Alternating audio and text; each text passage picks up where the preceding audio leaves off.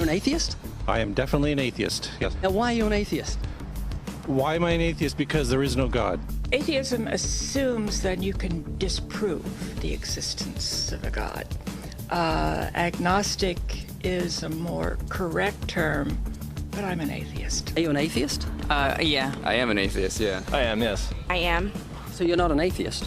No, I'm not. So you're leaning that way because of evolution? Yeah. I don't believe in there's a guy in the sky that lives in the sky. You believe in evolution? Of course I do, yes. Live science says of Darwinian evolution, it can turn dinosaurs into birds, apes into humans, and amphibious mammals into whales.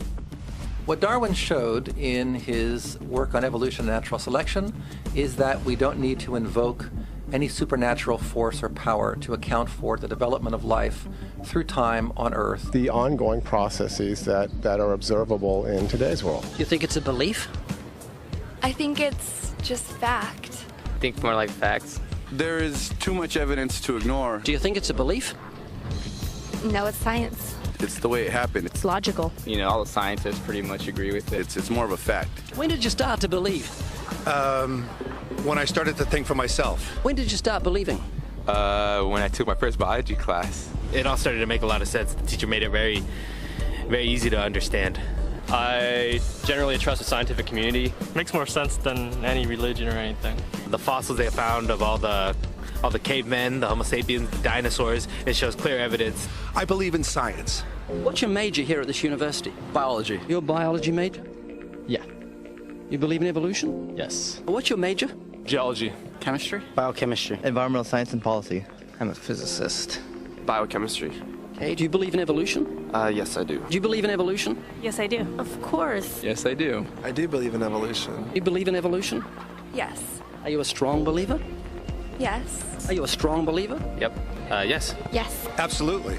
A scientific method is based on the collection of data through observation and experimentation. Science Daily. Could you give me some observable evidence that evolution is true? Something I don't have to receive by faith. Yeah. Some observable evidence. I mean, take a look at what happened 65 million years ago. Hang on, I can't. That's 65 million years ago. I believe, millions of years. So that can't be observed. We can trace the evolution through the fossil record. Could you be specific? Just give me one. Between 6 and 7 million years ago. Hundreds of thousands to millions of years? So it's quite a long time. Yes. Millions of years. Yes. So it can't be observed. Evolution is not testable over time. We are condemned to live only for a few decades, and that's too slow, too small a time scale to see evolution going on. Richard Dawkins. We see nothing of these slow changes in progress until the hand of time has marked the lapse of ages. Charles Darwin. You've got the canine kind, the coyote, and the domestic dog, and there's the feline kind, which is the cats, the tiger and the kitten, and you've got humankind. So Darwin said there'd be a change of kinds over many years, so could you give me one example of observable evidence of a change of kinds? So, for instance, the fossil record shows the common ancestors of all carnivores, that cats and dogs were once linked, once united by a common ancestor. How long ago? This, I believe, was like 60 million years ago. I don't want something I have to accept by faith. I want it to be observable. Observable evidence. Well, I mean, if you're just asking me here on the street, there's not really much I can tell you in terms of observable evidence. Like, we would have to really examine existing data to draw conclusions of our own. We'd have to have faith then. We would have to have some amount of faith. Can you think of any observable evidence for Darwinian evolution where he said there'd be a change of kinds? A monkey to a man, is that what you're talking about? Yeah, a change of kinds. I don't really believe there's any proof for that yet. Well, monkeys are the only ones with the 5th digit, like we have. Well, koalas have a 5th digit. Did you know that? I didn't know that. Think we're evolved from koalas? No. When I went to, like, Washington, D.C., I saw they had a whole exhibit just on the... In the Smithsonian? Yeah, in the Oh, Smithsonian. wait, so that is just like some stuffed dummies, like standing around a fire. I know that everyone talks about the missing link for humans and whatnot. I believe that there are connections that are out there that we haven't found yet. I'm going to trust what those experts did. Those experts came up with. I have a strong trust and evolutionary ideas based on the evidence presented. Can you think of any observable evidence for Darwinian evolution, a change of kinds? I haven't seen it myself, but I believe what the textbooks tell me about it, so... You've got faith in the expert? I have faith in the experts, yeah. I guess similar to how religious people have faith that God actually exists, I have faith in the experts knowing what they're talking about. The scientific method must be observable and repeatable. So could you give me one piece of observable evidence for Darwinian evolution? Okay, I would point to, as one great example is look at the genetics of the stickleback. What's that? So stickleback fish are a very interesting collection of species that were recently isolated after the end of the Ice Age. What did they become? They're various species of sticklebacks. They stayed as fish? Well, of course. Can you think of any observable evidence where there was a change of kinds? Fish. Human beings are still fish. Human beings are fish? Why, yes, of course they are. How long did that take? A couple billions of years, millions. A couple of millions? How is that observable? It's not. We came out of the ground as a mammal, and one mammal created... Come out of the ground? Didn't we come out of the sea? Huh? Well, initially in the beginning, we came out of the ground and the sea after the great destruction of the... So did we have lungs or gills when we came out of the sea? You want to know something? Those that were in the sea, I guess, had gills, and those that were on land had lungs. But if we came out of the sea, we had gills in the sea. You want to know something? Who knows that we came out of the sea or we evolved from mammals? So you don't know? Huh? Of course I don't know. I'm accepting that they did their science correctly. Could you give me an example of Darwinian evolution, not adaptation or speciation, but a change of kinds? These are changes of kinds. They're still fish. They're distinctly different fish. We have thousands of examples. Can you give me one? I can give you thousands. Just one. For instance, I would say look at Lenski's experiments with bacteria then. So what did the bacteria become? The bacteria are still bacteria, of course. So that's not Darwinian evolution. That's not a change of kinds, is it? It is a change. It is a change in the genetic makeup of the bacteria, which is still bacteria. So what did the bacteria become? A new kind of bacterium. So it's still bacteria. There's no change of kinds. To summarize, the observable evidence that you give me for Darwinian evolution is bacteria becoming bacteria. No, it is bacteria acquiring new metabolic capabilities. You said before that there is lots of evidence for evolution. I just want one observable evidence for Darwinian evolution, just one. But I gave you some. You don't want... Not some, I want one. Wait, you don't want that. I want one. Yes, I do. I'm pleading with people. You asked me to tell you when I've watched one species evolve into another. Isn't that right? No, one kind into another. There's 14 different definitions of species. So I want a change of kind. When you're talking about kinds or change in families, you're actually talking about macroevolution. You're talking about changes on the level that separate, say, cats from dogs. So could you give me any examples of Darwinian evolution? Well, when you say examples of that, then you have to sort of look at over a longer time frame. It has nothing to do with faith. Faith is something that I have to, unseen, I have to believe in. That's it, unseen. Look, right. Do you believe evolution? Of course I do. Are you a believer in evolution? Yes, I am. When did you start to believe evolution? I started to believe evolution when I started to think out for myself. Is evolution a belief? Well, you know something? Evolution is a thought process. Is coming to terms and checking out all the alternatives, like taking a look at the religion, man-made religions. Let me ask you again: is evolution a belief? No, evolution is, well, yeah. In a word, yeah, I could say it could be a belief. When you say change of kinds, you mean the evolution of one species from another or to another? Yes, we have that in action, actually, in the Galapagos. Could you give me one instance? Yes, we have an example from a group of birds called Darwin's finches. And you take a look at the difference between the finches on the islands that all started out. I mean, that's very, very observable. But that's not Darwinian evolution. There's been no change of kinds. What do the finches become? They become genetically new and anatomically new, recognizably different species. So they're still finches? Well, of course, they're still finches. Yes. So they're not there's no change of kind. Little birds that he had observed. What did they become? Their beaks, their beak shapes. They're still birds. Yes. 3 finches that turn into different types of birds. They're still finches. Well, for example, Darwin and his study on evolution of the birds on the island that he went on to there. Their beaks changed? Their beaks. They're still birds. There's no change of kinds. That's within the kind. Just evolution on the beaks. So that's called adaptation. It's not Darwinian evolution. There's no change of kinds. There's no different animal involved. I want something that shows me Darwin's belief in a change of kinds is scientific. Darwin spoke of a change of kind. Can you think of any observable evidence for Darwinian evolution where there's a change of kind? Change of kind. Change of kind.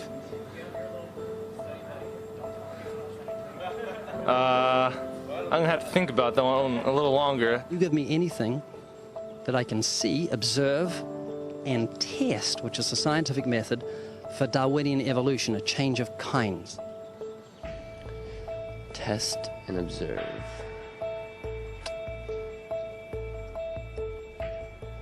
Could you give me observable evidence, which is the scientific method for Darwinian evolution, a change of kinds?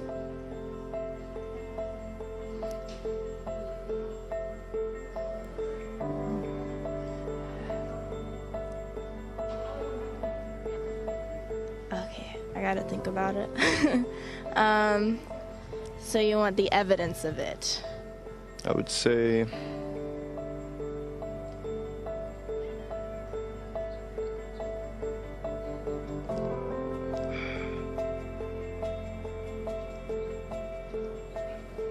I cannot, I think.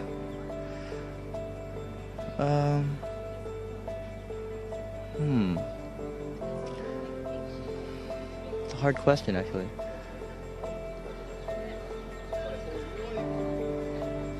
Mitochondrial DNA.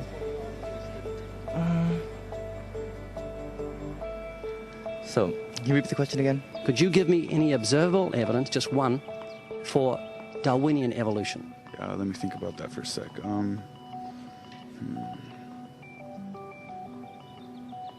Observable evidence, something where we don't have to exercise faith. Something that can be observed, like the scientific process, observable? That's a good question. That one I'm not quite sure. So you can't think of any observable evidence for evolution? No. How do you know it's true? I'm not sure. So Darwinian evolution is not observable, it's not scientific. I guess so. So it's unscientific, you can't prove it. It's scientific, actually. You could prove it. It could be proven, just... Do it for me. That's hard. That's just too broad of a... It's unobservable, that's why you need millions of years. Yes, exactly. You're trusting the biology majors and the biology professors know what they're talking about, and they can't even give me evidence of a change of kinds. Well, then there isn't one. If they don't give it, then I wouldn't say there was. Yeah. I just go on what I've seen and what I've learned from class. So you believe? Yeah. You know what that's called? What? Blind faith. Blind faith. Faith is the great cop-out, the great excuse to evade the need to think and evaluate evidence. Richard Dawkins. Do you believe in intelligent design? Of course not. Do you think everything is intelligently designed? No, I don't believe that things are intelligently designed. Okay, you seem like an intelligent person, so I'm going to ask you something. I'd like you to make me a rose, okay? How would you make a rose? I don't have the capabilities to do that. Hang on. No, it's not intelligently designed, so you should be able to whip me up a rose real quick. Do you believe a rose is intelligently designed? Definitely not. In order for me to know what to make, I have to know what a rose is. Well, it's got a seed, so you've got to start with nothing and you've got to create a seed from nothing. Oh. Can you do that? No, I can't. Could you make a rose from nothing? No. Can't make something from nothing. It's just basic, science. A rose from nothing? A rose. Just like, I can't, honestly. Why not? Me, I have no supernatural abilities. All the geniuses in the world can't make a grain of sand from nothing. We don't know where to start.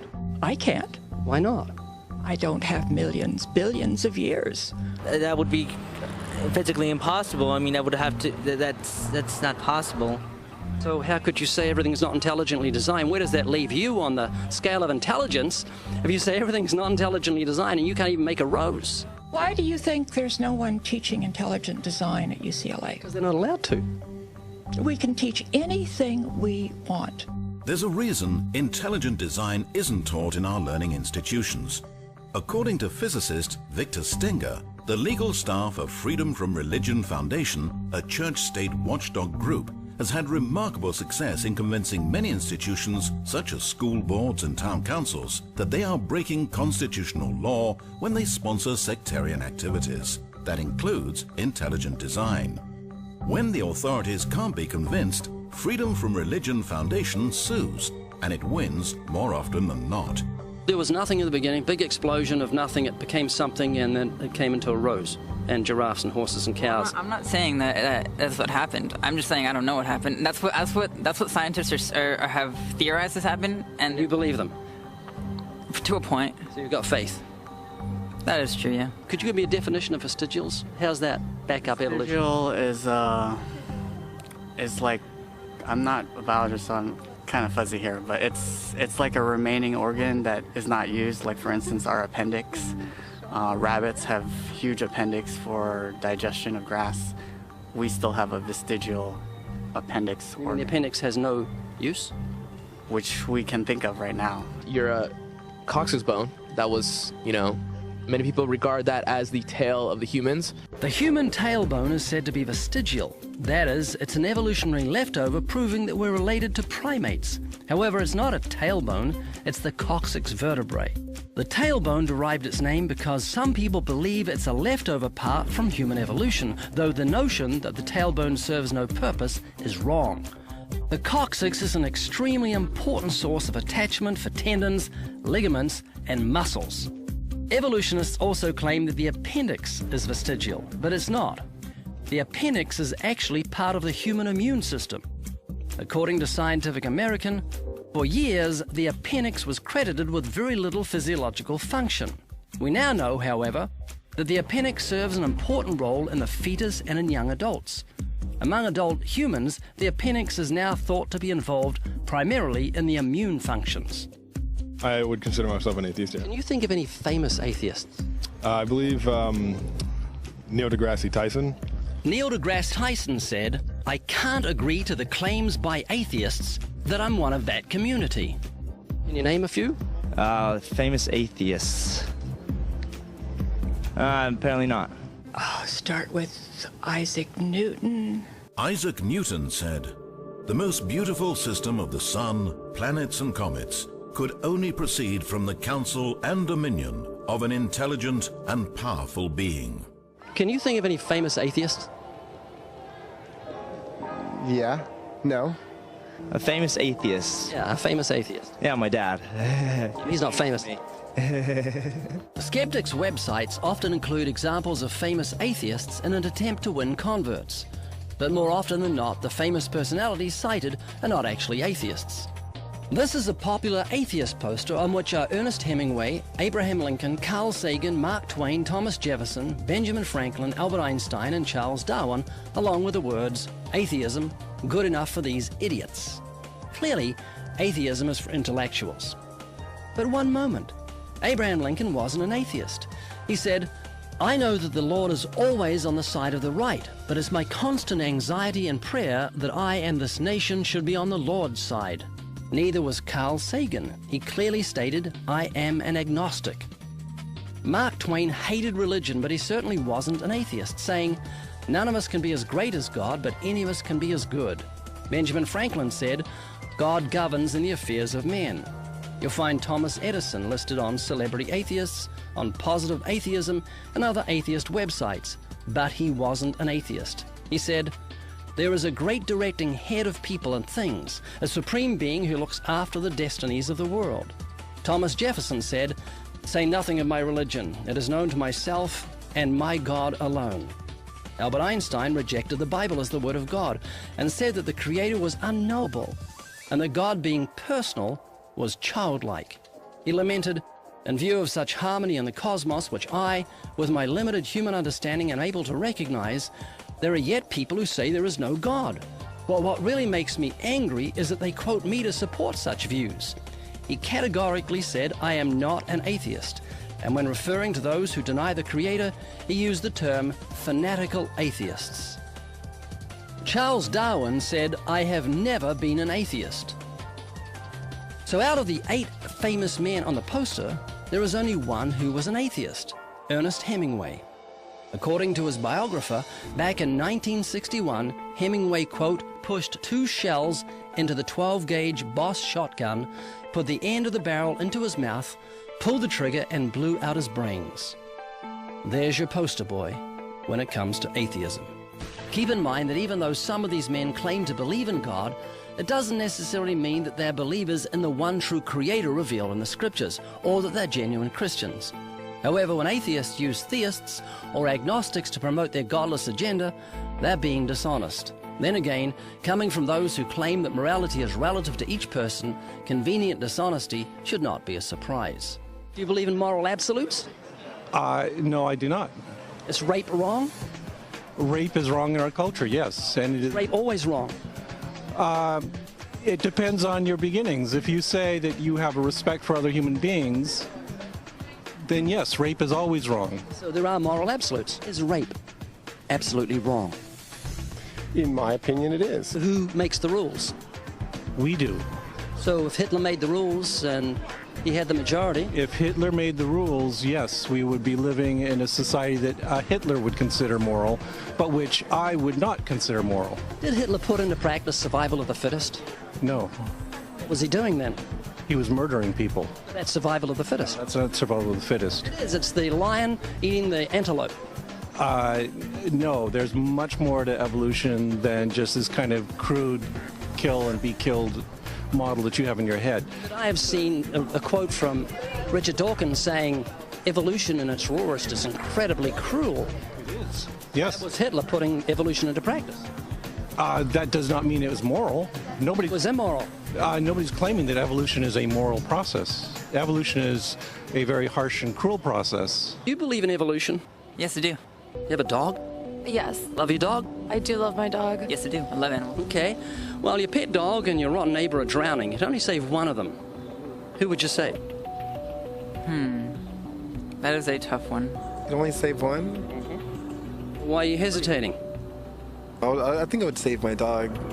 I don't know why I'm really hesitating. Because I don't know. I feel like people would see me as a bad person if I said the dog. I'll save my dog. So, is your neighbor not worth saving? Well, he's not worth saving more than my dog is. I'd go with the dog. I mean, you would want to save the animal, so I would want to save my dog. Well, we're animals. I believe we're all equal. I don't think humans have like a higher place. So you think dogs are more valuable than human beings? Do you believe in evolution? Yes, I do. So it's just a matter of survival of the fittest. Your neighbor's a primate, and you've got a canine, and you like the canine more than you like the primate. Would that be right? Pretty much, yeah. I mean, survival of the fittest. I mean, survival of the fittest? Yeah, pretty much. You said you believe in evolution. So it's just a matter of survival of the fittest. Yeah. If he drowns, he drowns. Big deal. Yeah. Oh, yeah, that is true. Are you an atheist? Yeah. Any fetus is less human than an adult pig. Richard Dawkins. So you don't think God exists? More like I know. Are you comfortable talking about spiritual things? I don't know much about them because they're not really capable of knowledge. Once we're dead, we stop that. We stop. How do you know? Because it's just what the facts are. Like if you stopped breathing right now, you'd be considered dead. Jacob, if you were a car and your motor got turned off, that'd be right. That's inanimate. But you're a living, biological human being with a life of God in you. We are a mechanical being because we have different parts that. Is there no life in you? Yes, there's life in me. That's your soul. One more thing, because you're a very intelligent man. Spell the word shop. Shop? Like S-H-O-P? S-H-O-P? What do you do when you come to a green light? You stop. Green light. Green light. Oh. Aha. Very good. You go. Peter, you've been a good sport. Thank you very much for talking to me. Okay. I generally don't engage creationists because it's not good for my blood pressure. So you're going to think about this? I think about it a lot, actually. Like I think about death and how fragile life is, and how just in a second it could all be over and there'd be nothing. You know, the problem with those who are unable to see evolution, I think, is they don't have imaginations. anatomical clues to human evolution from fish. Human beings are still fish. Human ears evolved from ancient fish gills. We came out of the ground as a mammal. Heavier dinosaur arms led evolution to birds.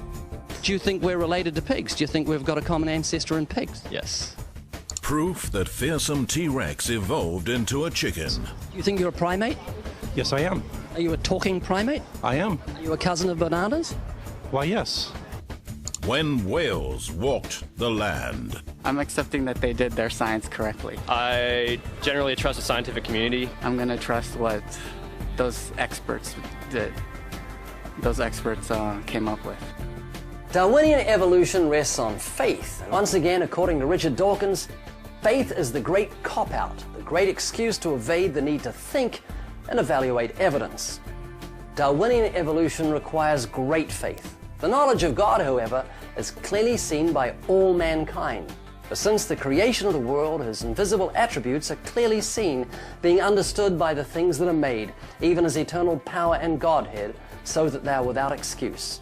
Because although they knew God, they did not glorify him as God, nor were thankful, but became futile in their thoughts, and their foolish hearts were darkened. Professing to be wise, they became fools